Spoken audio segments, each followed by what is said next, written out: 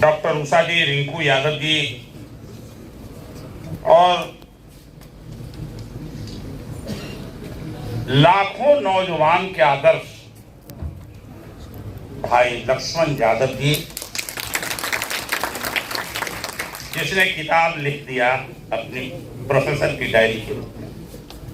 मैं धन्यवाद देता हूं इनको निकालने वालों को, जिसने इनको यूनिवर्सिटी से निकाला, उनको मैं धन्यवाद देता हूं। धन्यवाद इसलिए दे रहा हूं कि शायद ये निकाले न जाते तो ये डायरी न लिखते। और फिर इस डायरी में के अंत में जो इन्होंने लिखा है कि तुमको तो बचाने वाला, नौकरी देने वाला मुलायम सिंह यादव और लालू यादव तो ये है, तुमको जरूरत किसकी है? क्या बात है। ये भी उन्होंने। लेकिन सवाल इसका नहीं है। सवाल है कि मुलायम सिंह और लालू यादव का नाम लेकर के क्या करना चाहते हैं, या जो अपने गुरु से अर्जी करने गए कि शायद इनको बचा ले, तो उसने जो जवाब दिया इनको इंटरव्यू में बचाने के बदले कि तुमको तो कहा ही था कि तुम बहुत आगे निकल गए हो, बचना मुश्किल नहीं है, मुश्किल है। नहीं बचे, अच्छा हुआ नहीं बचे, अच्छा ही हुआ नहीं बचे। किसी न किसी को तो आगे आना होगा। तो मैं इस किताब के बारे में बहुत सारे सब वक्ताओं ने कुछ कुछ कहा है, मैं उसके विस्तार में नहीं जाता चूंकि समय हो चुका है।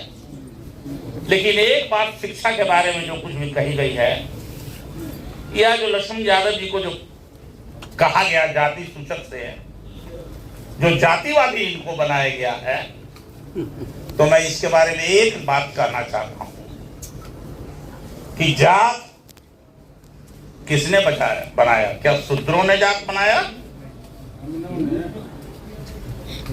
जात तो इसने नहीं बनाया। और जात जो बनाया, उनसे भी पूछना चाहता हूं कि इस धरती पर कोई ऐसा आदमी पैदा लिया क्या, ऊंचे कुल खानदान में पैदा लेने के कारण या बड़े घर में पैदा, पैसा वाले घर में पैदा लेने के कारण, कि अगर थूक फेंके तो छोहाड़ा किसमिस निकल जाए? ऐसा एक भी आदमी इस धरती पर पैदा नहीं किया। इसीलिए हम कहते हैं कि ये जो जिस ग्रंथ ने शूद्र बनाया, जात बनाया, ये सब तथाकथित होशियार लोगों का देन है, चतुर चालाक लोगों का देन है, और हम भी उस जाल में फंस जाते हैं। और शिक्षा क्या है? अब तो शिक्षा रही ही नहीं है। आपने भी सुन लिया शिक्षा के बारे में कि क्या क्या सब हो रहा है यूनिवर्सिटी के बारे में। यूनिवर्सिटी में कौन लोग बैठे हैं ऊपर में जो बढ़िया से बढ़िया झूठ बोल सकता है, धोखा दे सकता है? वही लोग बैठा है यूनिवर्सिटी में, और उसको कहा जाता है बहुत बड़ा ज्ञानी। मैं एक घटना आपको अपने जीवन का सुना रहा हूं। मैं लौट रहा था अपनी पत्नी के घर से, आदिवासी इलाका गुमला से। रास्ते में बाजार लगी थी, लीची बेचने का समय था। हमने एक बुढ़िया को देखा कि एक टोकरी में एक टोकरी लीची रखी। हम उतर गए, चूंकि जो मुजफ्फरपुर का लीची है इससे भी ज्यादा सुंदर दिखाई दिया और बड़ा दिखाई दिया। हमने पूछा, बूढ़ी माता जी ये कैसे लीची है? तो कही कि 1 रुपया में 5 है। तो हमने सोचा, अरे तो 20 रुपया में 100, आज 100 रुपया में अगर ये पूरा टोकरी इसका हो जाएगा तो हम क्यों नहीं पूरा टोकरी इसका ले लें? हमने ये 1 किलो मिठाई का भी दाम उतना में नहीं होता, उससे भी कम है ये, अब बहुत अच्छा चीज होगा। हमने जब कहा उस बूढ़ी औरत को, बूढ़ी माता जी जितनी लीची है तुम हमको सब दे दो, जानते हैं क्या जवाब दी? जवाब दिया उसने जिससे मेरा सिर शर्म से झुक गया। बोली कि बाबू तुम ही सब लीची खा जाओगे तो हमारे इलाके के लोग इसका टेस्ट कैसे जानेंगे, कैसे खाएंगे।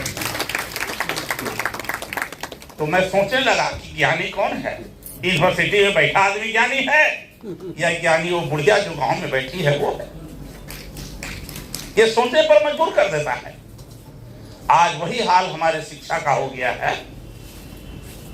तो हम उसकी बात नहीं करना चाहते हैं जिसने एकलव्य का अंगूठा काट लिया, वो तो सब जगह काट ही रहा है जिसने एकलव्य का अंगूठा काट लिया, और हम सब लोग उसके शिकार हैं। लेकिन एक ही बात कह सकते हैं कि एकलव्य के अंगूठा काटने वाले के वंशजों को याद रखना चाहिए कि जब जब बहुजनों पर हमला हुआ है, इसके हक अधिकार पर हमला हुआ है, तो जो बांग्लादेश की स्थिति बनी और श्रीलंका की स्थिति बनी, वो भी दिन यहाँ आने में कोई दूर नहीं रहे। हमको ये मिजाज यहाँ के नौजवानों का दिख रहा है, दिखाई पड़ता है यहाँ के नौजवानों का मिजाज। और जब ये मिजाज भी लग रहा है कि बिहार के धरती से ही निकलेगी, दूसरे जगह से नहीं निकलेगी।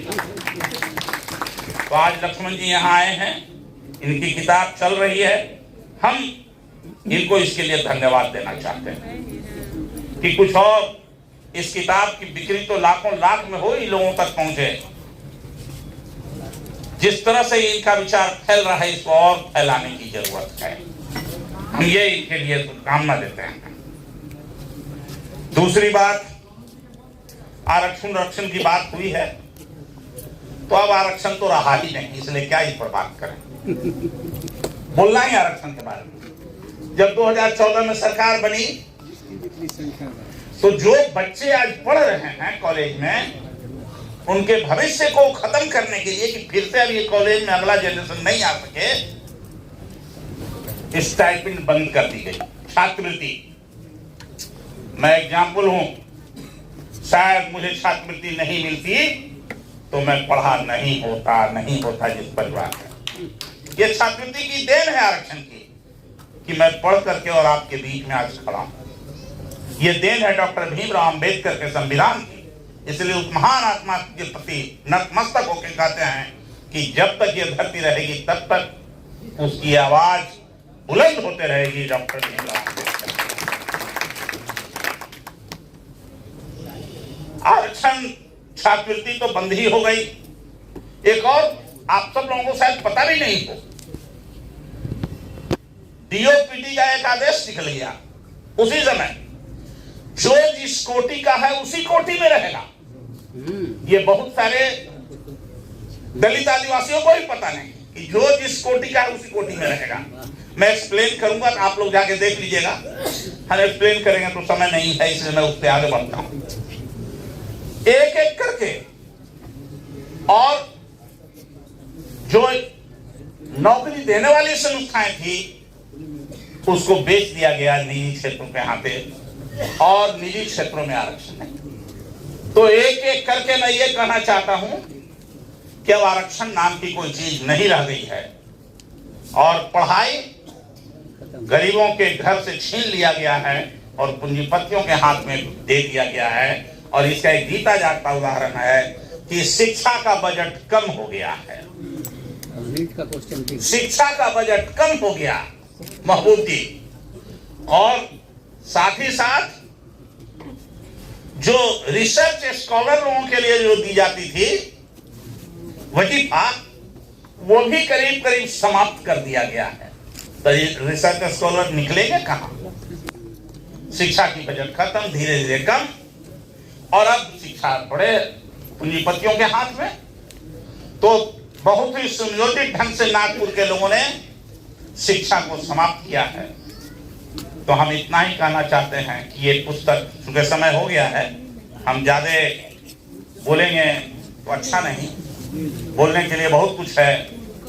हमको याद आ जाते हैं सुकन दास, याद आ जाती है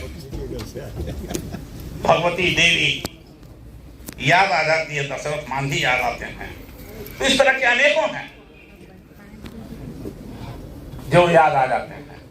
हम इतना ही कहना चाहेंगे यहाँ से जाने के बाद एक संकल्प लेके हम लोग जाएं। एक जंगल में आग लगी थी, तो जंगल में की आग को बुझाने के लिए हाथी और सभी जानवर मिल करके तालाब से पानी लाके बुझाने का काम कर रहे थे।